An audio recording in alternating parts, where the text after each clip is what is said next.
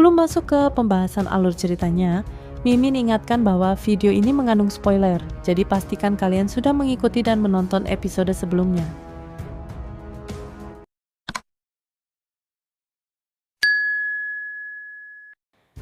Perubahan datang begitu cepat. Sebuah tombak hitam pekat menusuk Wang Tianming hingga tubuhnya terangkat tinggi ke udara. Darah muncrat, sementara 5 prajurit berzirah hitam keluar dari tanah, memegang senjata perang yang sama menyeramkannya. Di bahu pemimpin mereka berdiri seekor semut emas kecil, penanda kehadiran pihak yang tak boleh diremehkan. Jeritan Tianming memilukan. Tombak menembus dada dan lehernya, simbol-simbol dao hitam menyala di sepanjang bilah, membakar tubuh dan jiwanya. Ia tidak hanya menderita luka parah, tapi juga disiksa hingga rohnya terkikis sedikit demi sedikit. Tidak, turunkan aku, selamatkan aku, teriaknya, namun yang lain hanya bisa menyaksikan dengan ngeri. Semut emas kecil menatap dingin. Di wilayahmu sendiri kau boleh sombong, tapi berani bertindak gila di sini? Kalian benar-benar tak tahu diri. Shi Hao pun berkata tenang pada Tianming, aku sudah memperingatkanmu, bila kau tak mundur, kau pasti mati. Dan perintah pun jatuh. Tombak hitam bergetar, api kegelapan meledak. Dalam jeritan terakhirnya, Wang Tianming terbakar hingga hanya menyisakan abu. Wajah para tetua Wang memucat. Mereka mencoba membalikkan keadaan dengan tuduhan, seakan Shi Hao yang memberontak. Namun Shi Hao membalas lantang, siapa kalian hingga berani mengaku inspektur? Keluarga Wang tak malu memutarbalikkan kebenaran. Pertikaian berlanjut. Seorang pemuda Wang bersuara lantang, tapi Shi Hao menamparnya hingga tubuhnya meledak menjadi kabut darah. Dua tetua besar turun tangan, namun senjata mereka hancur di bawah formasi 5 prajurit boneka. Akhirnya mereka pun dipaku di langit, tubuh dan roh hancur lebur. Sunyi.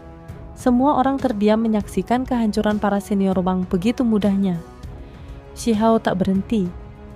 Keluarga Wang ingin bermain gila, maka kita penuhi. Hancurkan benteng mereka. Di surga tak terukur, jangan biarkan satupun hidup. Semua yang hadir gemetar. Itu berarti perang besar benar-benar akan pecah. Shi Hao tidak memberi ampun. Keluarga Wang dibantai tanpa sisa. Namun, itu baru permulaan. Bersama Cao Yusheng dan Chang Gongnian, ia mencari lokasi benteng-benteng keluarga itu. Tujuannya jelas, mengguncang langit, menghantam musuh sampai ke akar. Kabar ini cepat menyebar. Institusi Dewa Surgawi murka sebab keluarga Wang berani menyerang rekan sendiri di saat genting. Kecurigaan pun muncul. Apa mereka menyimpan niat jahat? Shi Hao lalu bergerak. Dengan kapal perang, ia menyerbu salah satu benteng Wang, sebuah akademi cabang yang berdiri di pegunungan. Para penjaga muda sombong menantangnya, tak percaya ada yang berani menyerang. Namun, kapal perang langsung menabrak kastil itu, menghancurkan formasi dan bangunan. Seorang ahli kuat muncul untuk melawan, namun pasukan Shi Hao lebih unggul. Pria parubaya yang memimpin ditangkap, lalu dibunuh setelah rahasianya digali. Keluarga Wang berhubungan dengan kitab suci yang tidak bisa dihancurkan, karya tokoh menakutkan dari era lampau, Immortal Wang. Hari itu 4 benteng Wang rata dengan tanah. Dunia terperanjat. Wang benar-benar menantang keluarga berumur panjang. Amarah. Keluarga Wang pun meledak. Mereka mengirim ratusan kereta perang, ribuan pasukan, dipimpin sosok berpengaruh, Wang Zhen, keturunan naga kuno. Langit bergetar oleh barisan mereka, tanda ekspedisi besar yang jarang dilakukan. Cao Yusheng murka.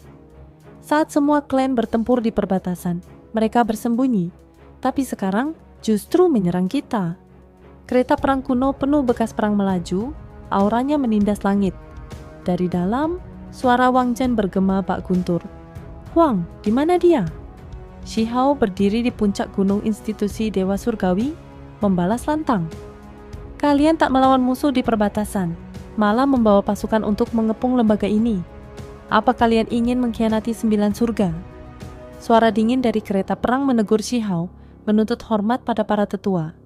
Namun Cao Yusheng mengejek, sementara semut kecil hanya ingin membunuh orang itu. Shi Hao menanggapi dengan tegas. Keluarga Wang datang membawa pasukan besar dan niat membunuh, lalu masih berani bicara soal kesopanan? Itu sudah cukup memberi mereka muka. Ketegangan meningkat. Ribuan pasukan Wang berdiri, senjata berkilau, energi pembunuhan membuat udara menggigil. Itu jelas pasukan elit, kartu truf mereka. Dari kereta perang, Wang Zhen muncul, berpenampilan agung, namun penuh kemunafikan. Ia menuduh Shi Hao kejam, lalu bersandiwara, seolah-olah keluarga Wang hanya ingin menyelesaikan salah paham. Cao Yusheng dan semut kecil langsung membongkar kepalsuan itu. Mereka tahu tujuan sebenarnya, kitab suci dan penangkapan Shi Hao. Pertengkaran makin panas, terutama ketika garis darah semut bertanduk surgawi dihina. Shi Hao pun murka. Pengorbanan leluhur mereka di perang kuno abadi bukanlah bahan untuk dicaci. Akhirnya, topeng kesopanan runtuh. Wang Ji, tokoh penting keluarga Wang, memerintahkan pasukannya menyerang. Ribuan tentara dan ratusan kereta perang bergerak, membentuk formasi besar yang menelan langit. Namun Shi Hao juga mengeluarkan kartu trufnya. 5 prajurit berzirah hitam. Mereka muncul dengan tombak perang di tangan, aura seperti datang dari gunung mayat dan lautan darah. Pertempuran pecah. Hanya 5 orang, namun mereka menerobos ribuan pasukan seperti badai, menebas, menembus, menghancurkan. Dalam sekejap, formasi megah Wang hancur berantakan. Puncaknya, satu tombak hitam menembus tubuh Wang Ji, memaku sosoknya di langit. Suara lantang bergema. Garis keturunan semut tanduk surgawi tidak boleh dihina. Semua yang menyaksikan tertegun, darah mereka mendidih. Bahkan Shi Hao hanya bisa terdiam. 5 prajurit yang seharusnya berperang melawan musuh asing, kini dipaksa menumpahkan darah sesama dari 9 surga. Itu membuatnya merasa getir. Kemenangan ini juga menyimpan kesedihan. 5 prajurit tua, bekas pahlawan perang yang tubuhnya telah diperbaiki menjadi boneka, kini turun tangan melawan keluarga Wang. Ironisnya, tombak yang dulu melindungi 9 surga, kini diarahkan ke sesama bangsanya sendiri. Pertempuran pecah. Wang Ji ditembus tombak hingga hancur, meski Wang Zhen memohon belas kasihan. Shi Hao tak goyah, perintahnya jelas, bunuh. Dalam sekejap, Wang Ji musnah menjadi kabut darah. Marah besar, Wang Zhen memerintahkan ribuan tentaranya menyalakan formasi kuno keluarga. Ratusan inti perunggu berkilau membangkitkan binatang prasejarah mengerikan yang memenuhi langit. Suasana mencekam, seolah dunia runtuh. Namun, 5 prajurit tua tak gentar. Dengan panji perang compang-camping yang menyimpan darah pertempuran zaman dahulu, mereka menghancurkan dekrit abadi milik Wang Zhen dan merobek formasi. Formasi agung itu pun pecah berantakan. Kekacauan pun terjadi. Para prajurit Wang ditebas tanpa ampun. Wang Zhen berusaha melawan, memanggil kembali dekrit abadi, tapi kekuatan simbol Dao yang terukir pada tubuh para prajurit menetralkannya. Akhirnya, 5 tombak menembus tubuhnya. Meski Wang Zhen mengaku sebagai putra tertua naga kedua klan 9 naga, itu tak berarti apa-apa. Tubuhnya dicabik hingga hancur, jiwa dan raganya binasa. Di tengah darah dan reruntuhan formasi, suara prajurit tua menggema dingin. Kalau memang 9 naga ingin datang, biar kami menunggu mereka di sini. Pertempuran dengan keluarga Wang mencapai titik genting. Putra naga kedua telah dibunuh, membuat hubungan dengan keluarga Wang benar-benar putus. Semua orang tahu bila 9 naga turun tangan, itu sama saja dengan Immortal Wang sendiri yang muncul. Ribuan pasukan Wang kacau setelah pemimpin mereka tewas. 5 prajurit tua dari institusi Dewa Surgawi maju, mematahkan formasi, mengibarkan bendera perang yang pernah merasakan 100 pertempuran. Ledakan dahsyat menghancurkan ratusan lawan sekaligus, membuat sisa pasukan gemetar. Shi Hao berdiri di tengah kengerian itu. Mati atau menyerah, bentaknya. Sebagian masih berteriak membawa nama keluarga Wang, tapi Shi Hao tidak gentar. Ia langsung menebas seorang jenderal yang membangkang, kepalanya terlempar di hadapan pasukan.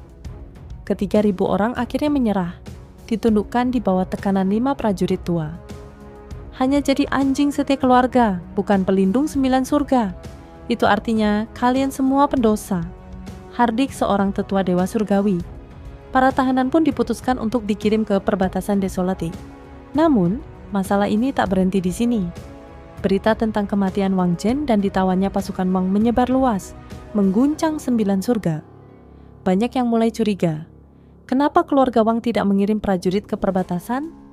Apakah mereka benar-benar berkhianat? Desas-desus semakin liar, 9 naga bangkit dari Tanah Suci. Keluarga Wang, kapal perang raksasa seukuran bintang muncul, diliputi cahaya abadi dan darah para ahli yang gugur. Di haluannya berdiri Wang naga kedua. Tubuhnya diliputi kekacauan purba, aura membunuhnya menembus langit. Lembaga Dewa Surgawi berani menahan anak-anakku, kalian akan dibayar dengan darah, teriaknya. Kapal perang itu melayang di atas langit, menutupi bumi dengan bayangan hitam pekat. Aura yang dipancarkan membuat jutaan li di sekitarnya bergetar, jiwa-jiwa bertekuk lutut dalam ketakutan. Di tangan Wang muncul tombak abadi, Long Life War Halberd, pusaka tertinggi keluarga Wang. Dengan sekali ayunan, langit mulai retak, bumi seakan menuju kehancuran. Itu saja spoiler untuk episode 272 dari Donghua Series Perfect World.